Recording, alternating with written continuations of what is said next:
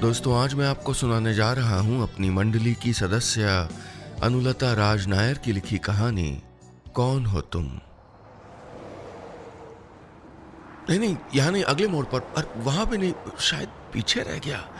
ये इंद्रपुरी है ना? फिर उफ, कहाँ गया?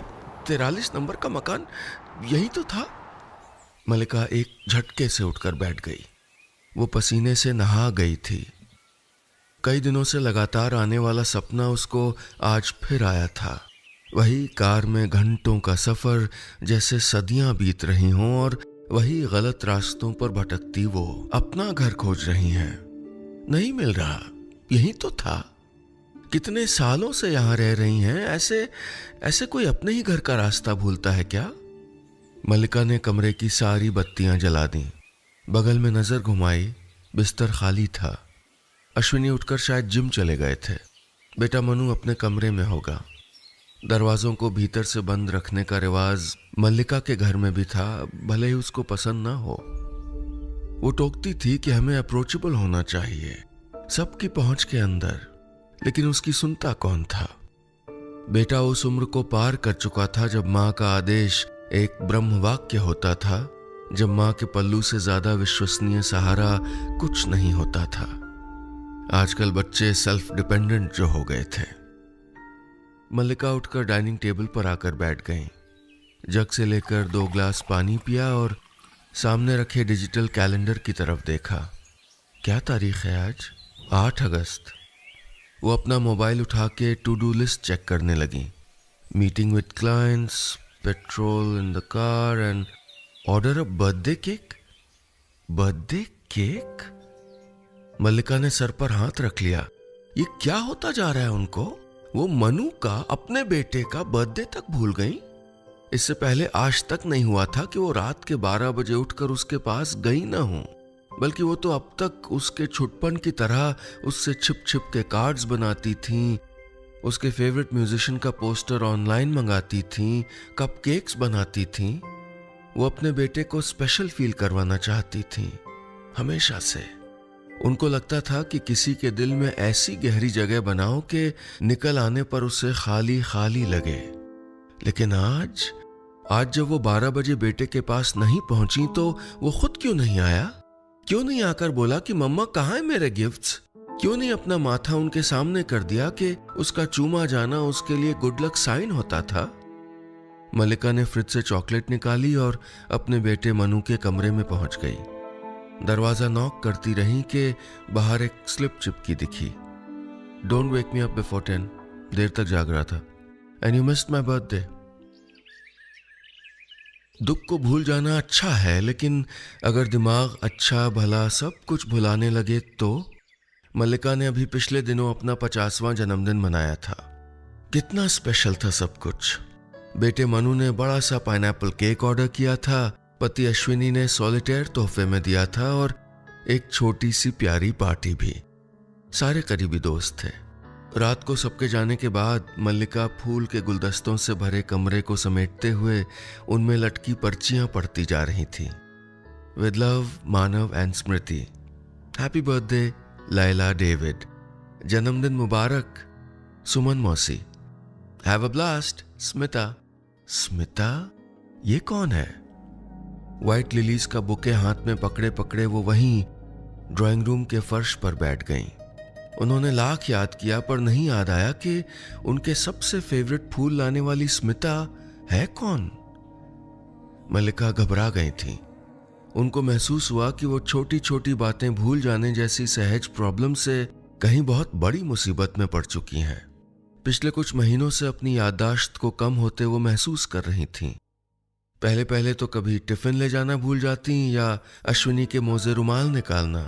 तारीखें भूलना तो आम बात थी। वो खींच जाते कि यार तुम कहाँ खोई रहती हो, या कभी फिक्र से कहते ऑफिस की टेंशन वहीं छोड़ आया करो ना। वो कभी कभी मनु को सुबह उठाना ही भूल जाती। उसे हड़बड़ी में तैयार होना पड़ता और वो जाते हुए हमेशा की तरह आवाज नहीं लगाता, माँ आता हूं शाम को। और उसका ये ना कहना उसकी नाराजगी मल्लिका तक पहुंचा देता।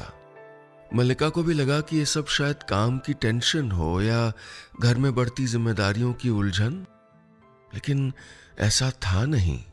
उन्होंने इंटरनेट पर अपनी समस्या लिखकर समाधान खोजा, वहाँ बताए उपाय कर डाले, यानी मल्टीविटामिन खाना, योग, सुबह उठकर घास पर टहलना, रात को बादाम भिगोकर सुबह उनको खा लेना, लेकिन कोई फर्क नहीं पड़ा।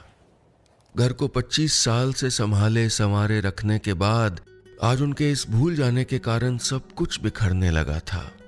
और घर ही क्यों, ऑफिस भी तो। उस दिन ऑफिस में एक प्रेजेंटेशन था। बेस्ट एम्प्लॉय का अवार्ड जीतने वाली मल्लिका अपना ईमेल आईडी नहीं एक्सेस कर पा रही थी। क्या था पासवर्ड? उनका नाम और बर्थडे। नहीं, मकान नंबर शायद। हाँ, तो क्या है उनका मकान नंबर? नहीं, शायद बेटे का नाम था। क्या हो मल्लिका? उनके पास बैठे कॉलीग ने उनकी हथेलियां थपकते हुए पूछा था, तो उनको लगा वो रो पड़ेंगी। मल्लिका अपना लैपटॉप उठाकर बाहर निकल आई। अपने क्यूबिकल में अपनी टेबल पर सर झुकाए वो पता नहीं कितनी देर जूझती रही अपने आप से। उस शाम वो ऑफिस से निकलकर सीधे अपने डॉक्टर के पास गईं।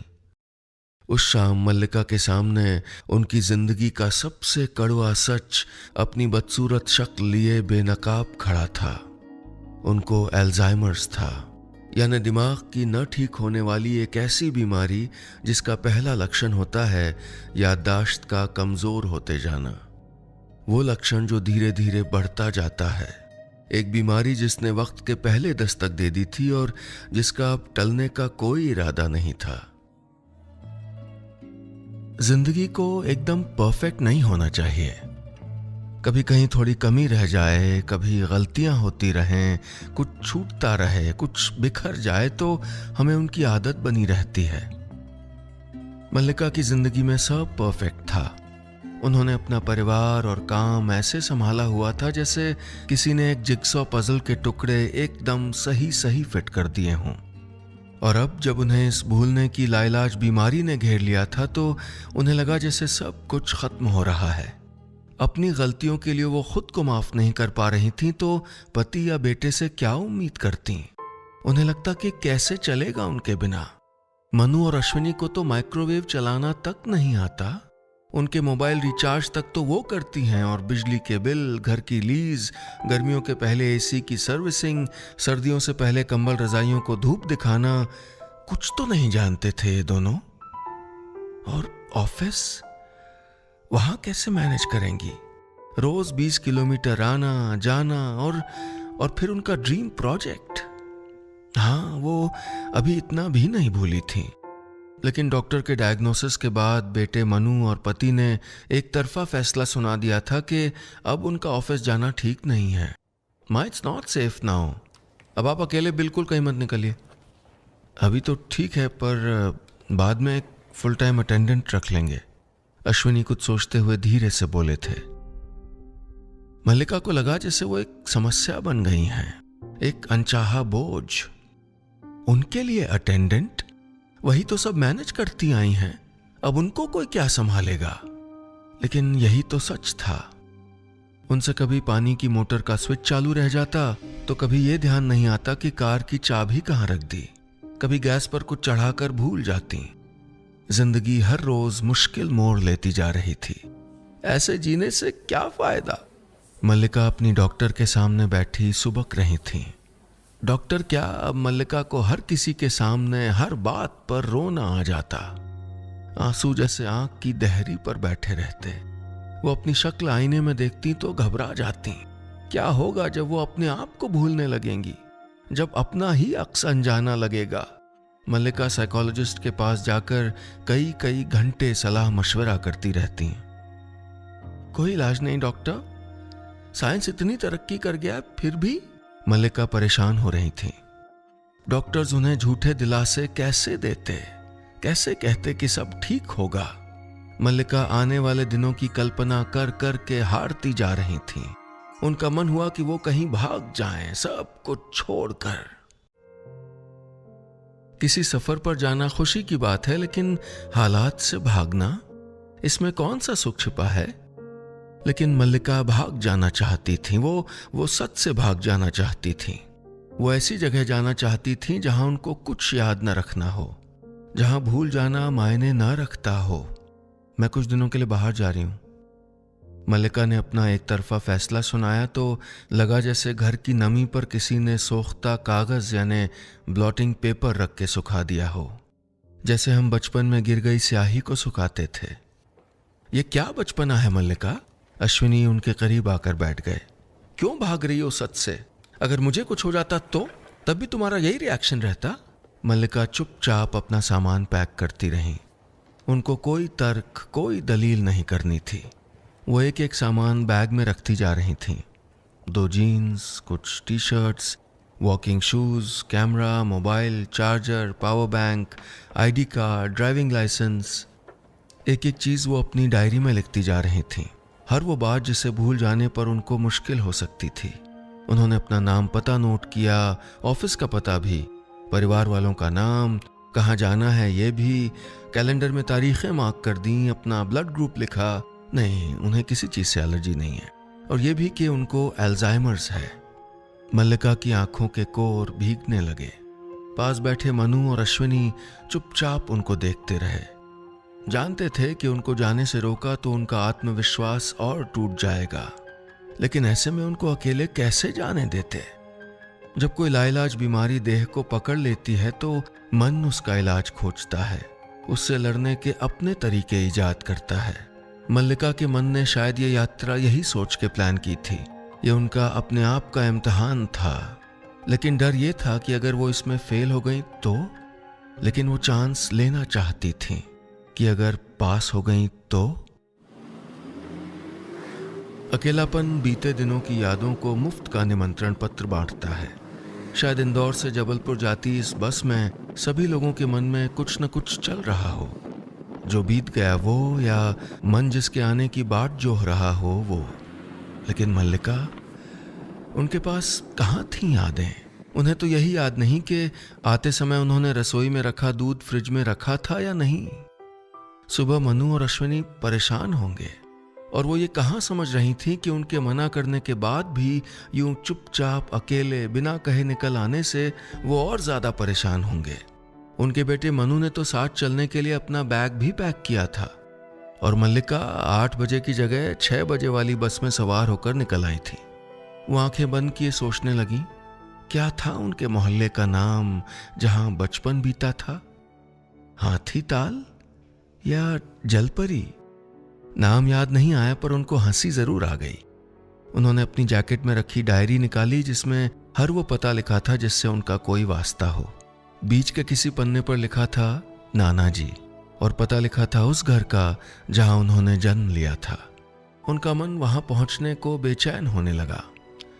आंगन में एक पेड़ था, उनको याद आया, शायद आम का या नीम का, पता नहीं, पर उसकी डाली में पड़ा झूला उनको याद था। मामा मौसी की गोदी में बैठकर ऊंची ऊंची पींगे भरता झूला। शाम ढलते ढलते मल्लिका जबलपुर पहुंच गई। बस से अभी उतर ही रही थी कि फोन बजने लगा। देखा स्क्रीन पर माँ का नाम फ्लैश हो रहा था।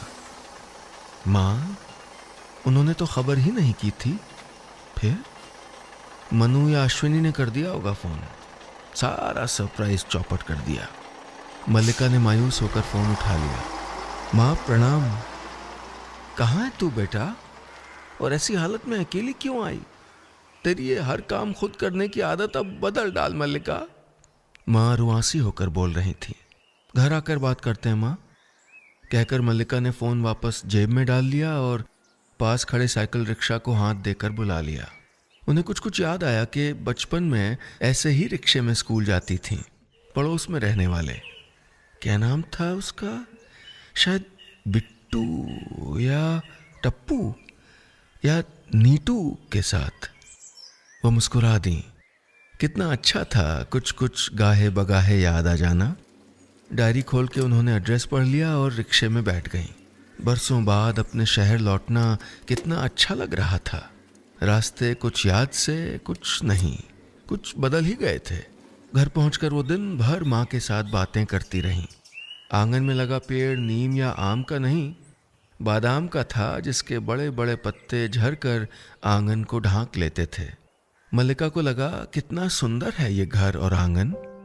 उन्हें याद हो या ना हो पर इस आंगन की कच्ची मिट्टी में उनके पैरों के निशान कहीं दबे जरूर होंगे।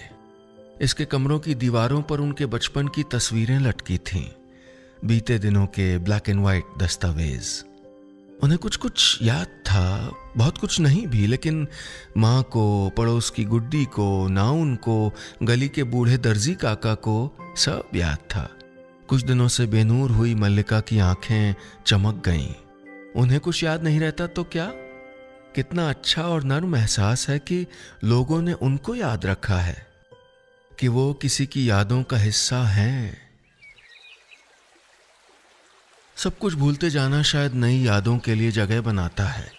मल्लिका भेड़ा घाट की संगमरमरी चट्टानों के बीच धुआंधार गिरती नर्मदा नदी को देख रही थीं। वो हैरान थीं कि यहाँ पहले कभी आई हैं। हर छुट्टियों में हम यहीं तो आया करते थे, देख। माँ ने एक पुराना एल्बम उनके आगे कर दिया। बोट पर बैठी उनके साथ बड़ी बुआ, उज्जैन वाले मामा, उनके कॉलेज का ग्रुप। और ये तो अश्विनी है। माँ, हम शादी के बाद यहाँ घूमने गए थे। मल्लिका को हंसी आ गई। इतनी बार देखी जगह उनको नई नई अनदेखी सी लग रही थी। उन्होंने जो तस्वीरें खींची थीं उन्हें अश्विनी और मनु को फॉरवर्ड कर दिया। मोबाइल स्क्रॉल करते हुए उन्होंने देखा कि वो पहले भी भेज चुकी थी ये सारी तस्वीरें। कब? शायद आधा घंटा पहले। मल्लिका पूरे एक हफ्ते जबलपुर और उसके आसपास घूमती रहीं। अपने स्कूल और कॉलेज गईं, बाजार भी, जहां वो सहेलियों के साथ गोलगप्पे खाती थीं। वो माँ का दिया एल्बम अपने साथ रखती। जो याद नहीं आता उसको तस्वीर में देखकर याद कर लेती। एक दिन में न जाने कितनी नई तस्वीरें वो अपने कैमरे में कैद कर रही थीं। न जाने कितने वीडियो बना डाले। फिर अगले दिन उन्हीं को देखकर हैरान रह जाती कि मैं यहाँ गई थी, कितनी सुंदर जगह है, आज फिर जाऊंगी। उनका मन ललचा जाता। उन्हें लगा इतना भी बुरा नहीं है भूल जाना। ये फिर से याद करने का, बीते वक्त को दोहराने का मौका देता है। क्या हुआ जो याद नहीं? क्या हुआ जो एक ही बात फिर दोहराई? रात घर के आंगन में पड़ी खटिया पर लेटे हुए देर रात तक आसमान के तारे ताकती रहीं। उन्हें थोड़ा थोड़ा याद आया अपना बचपन, जब वो माँ से बार बार सवाल करती थीं, ये क्या है माँ? माँ कहती, तारा। वो क्या है? मल्लिका किसी दूसरे तारे को उंगली दिखाती। माँ फिर कहती, तारा। और वो भी तारा। मल्लिका को लगा जैसे वो शायद फिर बच्ची बन गई हैं। वैसी ही बच्ची जैसे कभी उनका मनु था, जो बार बार पूछता, माँ तितली को क्या बोलते हैं? मल्लिका जवाब देती, बटरफ्लाई। थोड़ी देर में फिर पूछता कि माँ तितली को क्या बोलते हैं? वो फिर कहती, बटरफ्लाई। मल्लिका के मन के भीतर छाई धुंध मिटने लगी। क्या हुआ जो वो अपने घर को पहले की तरह नहीं संभाल पाएंगी?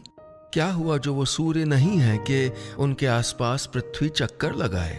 जो पीछे छूट गया वो दिखाई नहीं देता तो क्या हुआ? सामने चली जा रही सड़क तो उनको साफ साफ दिख रही है। बस इतनी सी थी ये कहानी।